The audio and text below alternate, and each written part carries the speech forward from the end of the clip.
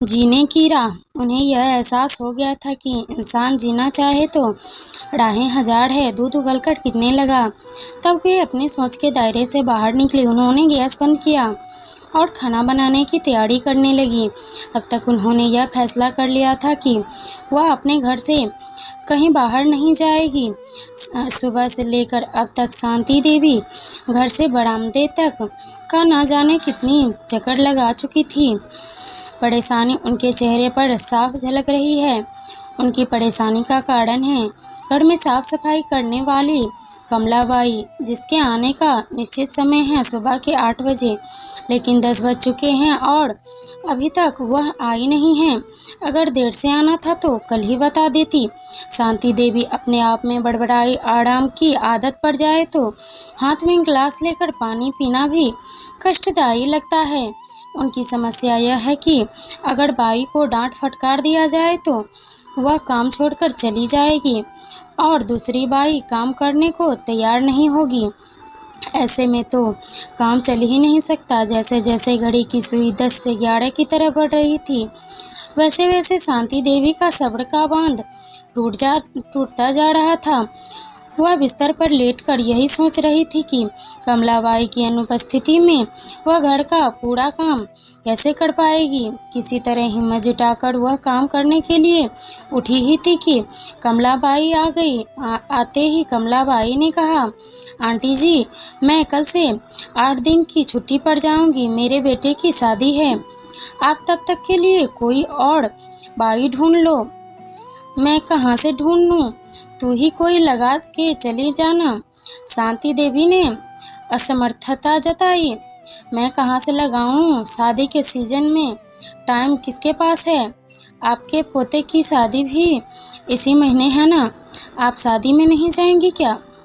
यह बोलकर कमलाबाई तो काम पर लग गई, पर शांति देवी के जख्म हरे हो गए, ना चाहते हुए कि अतीत की कड़वी यादें उनकी आंखों के सामने चलचित्र की तरह घूमने लगे। 6 महीने पहले की बात है। वे अपनी बेटी के साथ रह रही थी। बेटी के घर रहना उनकी मजबूरी थी। बेटे बहू के उदासीन व्यवहार से धुत होकर उनकी शांति देवी ने बेटी के घर रहने का फैसला किया था, पर यहाँ भी उन्हें बात बात पर अपेक्षा ही मिली। आए दिन उन्हें लेकर बेटी दामाद में तनाव की स्थिति उत्पन्न हो जाती। शांति देवी अपनी वजह से अपनी बेटी का घर बर्बाद नहीं करना चाहती थी, इसीलिए मन में सोचकर उन्होंने अपने बेटे के घर की ओर रुख किया। लेकिन जैसे ही उन्होंने बेटे बहू के घर में कदम रखा, बहू के तलखी भरे स्वर उनके कानों में पड़े। क्यों बेटी के घर गुजारा नहीं हुआ? वे खून के घूंट पीकर रह गई। मजबूरी ना होती तो वे कभी यहाँ का रुख नहीं करती। बहू ने कभी उनके सीधे मुंह बात नहीं की। वह जब भी बोलती जहर ही उगलती। ऐसे में आए दिन छोटी छोटी बातों को लेकर बखेरा खड़ा करना बहू की जैसे आदत हो गई थी। बेटे रितेश ने जब वे बहू की शिकायत करती तो वह अपनी पत्नी के बजाय उन पर ही बरस पड़ता। शांति देवी अंदर ही अंदर तिलमिलाकर रह जाती। आखिरकार एक दिन बेटे ने 2 टूक शब्दों में कह दिया कि माँ, तुम जब से इस घर में आई हो कल्ला ही मचा रखता है। हम अपना काम करें या सास बहू के झगड़े निपटाएं? पैसे की कोई कमी तो है नहीं। ऐसा क्यों करो? तुम विधिता चली जाओ। मैं बीच बीच में आकर तुम्हें देख जाया करूँगा। बेटे की फरमान सुनकर वे अवाक रह गईं। उनके मुख से एक ही शब्द भी न फूटा। पूरी रात वे सो नहीं पाई थी। पति को याद कर बहुत रोई थी। बेटी या बेटे के घर रहने में उन्हें कोई आर्थिक मजबूरी नहीं थी।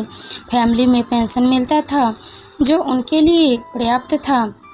उनकी मजबूरी थी कि अकेलापन से खुद को कैसे अलग रखने की, पर अब वे अकेले रहने के लिए अभिव्यक्त थी। शांति देवी अपने ख्यालों में इस कदर खोई हुई थी कि उन्हें पता ही नहीं चला कि कमलाबाई अपना काम करके निपटा कर जा चुकी थी। दूध वाले की आवाज़ सुनकर उनकी तंद्रा भंग हो गई थी। बेटे बेटी और बहू और काम वाली कमलाबाई मिले झटकों ने उनके दिमागी तौर पर झंझना दिया था। उन्हें अपने आराम तलबी पर भी बहुत गुस्सा आ रहा था। परिस्थितियों से जूझने के लिए उन्होंने अपने आप को मन ही मन तैयार कर लिया था। उन्होंने पतीले में दूध रखकर गैस पर चढ़ा दिया था। जैसे जैसे दूध में उबाल आ रहा था, वैसे वैसे शांति देवी के अंदर एक नई ऊर्जा का संचार हो रहा था। उन्होंने तय कर लिया था कि वह किसी पर आश्रित नहीं रहेगी। अपना हाथ जगन्नाथ।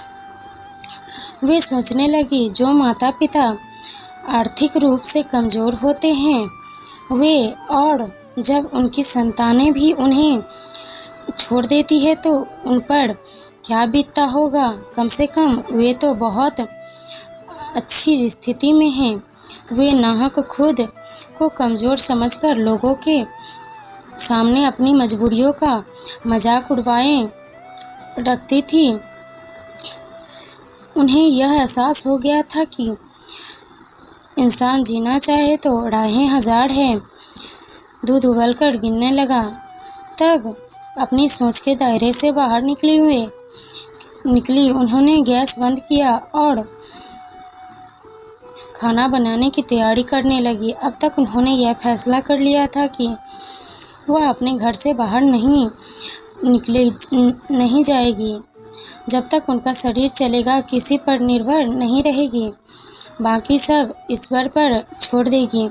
उनके चेहरे पर अब गजब का आत्मविश्वास चमकने लगा।